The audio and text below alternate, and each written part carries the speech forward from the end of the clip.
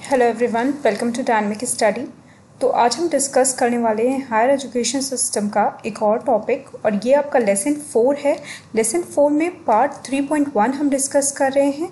इसमें हम डिस्कस करेंगे स्किल बेस्ड एजुकेशन के बारे में। ये जो टॉपिक है आपका, ये नेट के न्यू एंड अपडेटेड सिलेबस पे बेस्ड है। तो अगेन बहुत इंपॉर्टेंट टॉपिक है और बहुत ही ज़्यादा वास्ट टॉपिक है ये। तो मैंने इस सीरीज़ को 3 पार्ट्स में डिवाइड किया है और सिर्फ जो मेजर पॉइंट है वो मैं यहाँ पे कवर करूँगी।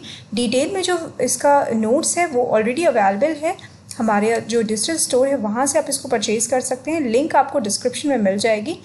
तो चलिए स्टार्ट करते हैं इस वीडियो को। तो सबसे पहले हम डिस्कस करेंगे कि स्किल बेस्ड एजुकेशन जो है वो होता क्या है।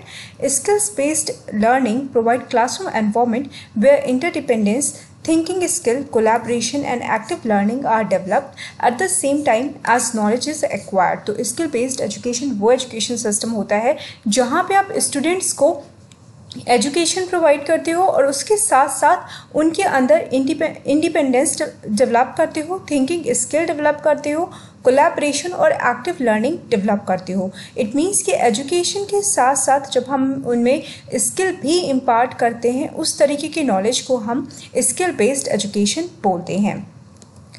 Skill development is key feature in every individual's life if he or she wants to be employed. Every country needs individual with high level of skill and educational qualification। तो हम ये बोल सकते हैं कि स्किल डेवलपमेंट बहुत ज़्यादा important है किसी भी इंडिविजुअल की लाइफ में, अगर वो जो पर्सन है वो एम्प्लॉयड होना चाहता है। किसी भी कंट्री में ऐसे इंडिविजुअल्स की बहुत ज़्यादा रिक्वायरमेंट होती है जो कि जिनके पास हायर लेवल ऑफ स्किल होता है और उसके साथ साथ एजुकेशनल क्वालिफिकेशन भी होती है। We can't say that people with good educational qualification will surely get employed, or skilled people will definitely get a job. An individual who want to get employed will have to possess both the things together, that is good education and higher level of skill। तो ये बहुत ज़्यादा ज़रूरी होता है कि अगर कोई पर्सन है उसके पास गुड एजुकेशन क्वालिफिकेशन है तो इसका मतलब ये नहीं होगा कि वो एम्प्लॉयड ही हो जाएगा। या कोई पर्सन है उसके पास स्किल्ड है तो इसका स्किल्ड है वो पर्सन, या उसके पास स्किल्स हैं तो इसका मतलब ये नहीं है कि उसको डेफिनेटली एक जॉब मिल जाएगी। अगर हम चाहते हैं कि जो पर्सन है वो एम्प्लॉयड हो तो इसके लिए बहुत ज़्यादा ज़रूरी होता है कि उसके पास गुड एजुकेशन हो एज वेल एज उसके पास हायर लेवल ऑफ स्किल्स हो। तो इसलिए आज के टाइम पे आज का जो एजुकेशन सिस्टम है, या हम कह सकते हैं कि जो इस वक्त डिमांड है जिस तरीके की लोगों की, उनमें गुड एजुकेशन सिस्टम के साथ साथ स्किल बेस्ड एजुकेशन की भी बहुत ज़्यादा ज़रूरत है। और इसीलिए आज के टाइम पे स्किल बेस्ड एजुकेशन को हम इतनी ज़्यादा प्रायोरिटी देते हैं। What employers are looking for an individual who have the ability to communicate, solve problems and teamwork as well। तो हम ये बोल सकते हैं कि जो एम्प्लॉयर्स हैं, एम्प्लॉयर्स ऐसे इंडिविजुअल को ढूंढते हैं या उनको चाहते हैं जिनके अंदर कम्युनिकेट करने की भी एबिलिटी हो और उसके साथ साथ प्रॉब्लम सॉल्विंग और टीम वर्क की भी एबिलिटी होनी चाहिए। बेनिफिट्स की अगर हम बात करें कि benefits of skill based education क्या क्या होती हैं, तो हम ये कह सकते हैं कि if individual get educated through skill based learning they can produce better results and earn more money. तो अगर कोई पर्सन है उसने ऐसी एजुकेशन ली है जो कि उसकी एजुकेशन स्किल बेस्ड है, तो ये मतलब उसके लिए बेटर होगा कि वो बहुत ही अच्छे से रिजल्ट देगा और वो बेटर जो मनी है, ज़्यादा पैसे भी वो उससे कमा सकता है। तो इसलिए बहुत ज़्यादा इंपॉर्टेंट है कि हम एजुकेशन को स्किल बेस्ड एजुकेशन बनाएं। Education and training improves an individual employability and labor motility, and it also increases the individual ability to adapt changing technologies। तो जिस तरीके से हम देखते हैं कि धीरे धीरे जो हमारी टेक्नोलॉजीज़ होती हैं वो एब्सलीट होती जाती हैं और न्यू टेक्नोलॉजीज़ उनको मतलब चेंज करने के लिए रेडी होती हैं, तो उस चीज़ों को सीखने के लिए बहुत ज़्यादा इंपॉर्टेंट है कि जो पर्सन है वो स्किल बेस्ड हो। अगर पर्सन को, कोई भी पर्सन है उसको स्किल बेस्ड एजुकेशन मिलेगी तो उससे क्या होगा, उसके अंदर एबिलिटी डेवलप हो गई कि वो किस तरीके से जल्दी से चेंज हो रही टेक्नोलॉजीज़ को और चेंज हो रहे एनवायरनमेंट के साथ एडजस्ट करता है और उसमें वो इजीली कोप करता है। Ample education and good Great skill influence the path of national economic development, attract investment from abroad and promote growth। तो जब किसी भी कंट्री के पास बहुत सारे ऐसे लोग अवेलेबल होते हैं जो इनके पास स्किल बेस्ड एजुकेशन होती है, तो उसकी वजह से जो बाहर का इन्वेस्टमेंट होता है वो कंट्री अट्रैक्ट करती है। बहुत सारा फॉरेन इन्वेस्टमेंट भी होता है कंट्री में, FDI आता है, अब्रॉड से इन्वेस्टमेंट आता है, और उसकी वजह से जो कंट्री होती है उसकी ग्रोथ भी होती है। जैसे कि अगर आप एग्जाम्पल की बात करें, इंडिया में जो बाहर मतलब आप कह सकते हो US की कंपनीज़ हैं वो बहुत ज़्यादा यहाँ पे इन्वेस्ट करती हैं। क्यों इन्वेस्ट करती हैं? क्योंकि यहाँ पे उनको cheap skilled labour easily available हो जाते हैं। तो इस तरीके से जब किसी भी कंट्री के पास बहुत ज़्यादा स्किल्ड लेबर होते हैं, बहुत ज़्यादा स्किल्ड पर्सनस होते हैं, तो वहाँ पे बहुत ज़्यादा फॉरेन डायरेक्ट इन्वेस्टमेंट आता है। Countries that have a greatest share of educated and very skilled workforce have risen productivity at very higher pace। तो ये भी हमें पता है कि उन कंट्रीज़ की प्रोडक्टिविटी बहुत ज़्यादा बढ़ जाती है अगर उस कंट्री के अंदर स्किल्ड वर्कफोर्स हो। अगर आपकी जो वर्कफोर्स होगी वो अनस्किल्ड होगी, उनको चीज़ों को करने का तरीका नहीं पता होगा, तो अगेन जो प्रोडक्टिविटी होगी कंट्री की वो रिड्यूस होती जाएगी।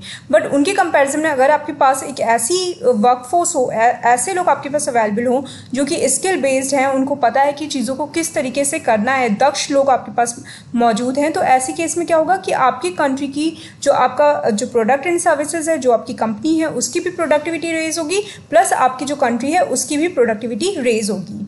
Education and training generate other significant and great social benefits, reduce dependence on income support for the unemployed individual, reduce incidence of crime, improved lawful behavior and health awareness among them। तो better skill based education से का और क्या significance है? ये भी significance है कि जब हमें एजुकेशन और ट्रेनिंग हम दोनों देंगे इंडिविजुअल को, तो उनको बहुत सारे सोशल बेनिफिट्स भी मिलेंगे। उनका जो इनकम सपोर्ट होगा, जिनसे वो इनकम सपोर्ट ले रहे हैं, उनके ऊपर उनका डिपेंडेंस खत्म होगा, वो खुद अर्न करने के लिए रेडी हो जाएंगे, वो खुद अर्न करेंगे, अनएम्प्लॉयड नहीं रह जाएंगे। जो क्राइम का इंसिडेंट है वो बहुत ज़्यादा कम होगा, लोगों के अंदर जो लॉफुल बिहेवियर है वो बेटर होगा, लोग लॉ को मानेंगे, उस तरीके से बिहेव करेंगे, उनके अंदर जो हेल्थ अवेयरनेस होगी वो बढ़ेगी, वो अपने लिए बेटर जो लिविंग स्टैंडर्ड है वो क्रिएट कर सकते हैं, बेटर लिविंग स्टैंडर्ड को वो जनरेट कर सकते हैं। देन हम जो नेक्स्ट टॉपिक है आपका वो है steps need to be taken to increase employability. किस तरीके के स्टेप्स से हम एम्प्लॉयबिलिटी को इंक्रीज कर सकते हैं, मतलब लोगों को हम किस तरीके से कार्य करने के योग्य बना सकते हैं। तो हमारी कंट्रीज़ में अभी भी जो यूथ है जो अवेलेबल है, उसमें बहुत सारे ऐसे सर्वे आते हैं कि सिर्फ जो 20% यूथ है वही स्किल्ड है, उन्हीं को वही हायर करने के लायक है। तो किस तरीके से हम अपनी यूथ को मतलब ज़्यादा से ज़्यादा ऐसे लोग को हम एम्प्लॉयबल बना सकते हैं कि वो मतलब आप कह सकते हो कि उनको एम्प्लॉय करने के वो लायक हैं, उनको वो कार्य करने के वो लायक हैं। कैसे हम उनको कार्यकुशल बना सकते हैं? Need to extend career and vocational guidance to youth. तो सबसे पहले बहुत ज़्यादा इंपॉर्टेंट है कि हम अपने हमारी जो यूथ है उसको बेटर करियर गाइडेंस दें, उनको वोकेशनल गाइडेंस दें, उनको स्किल बेस्ड एजुकेशन दें, उनको बताएं कि आप किस तरीके से आप अपने करियर को एक्सटेंड कर सकते हैं।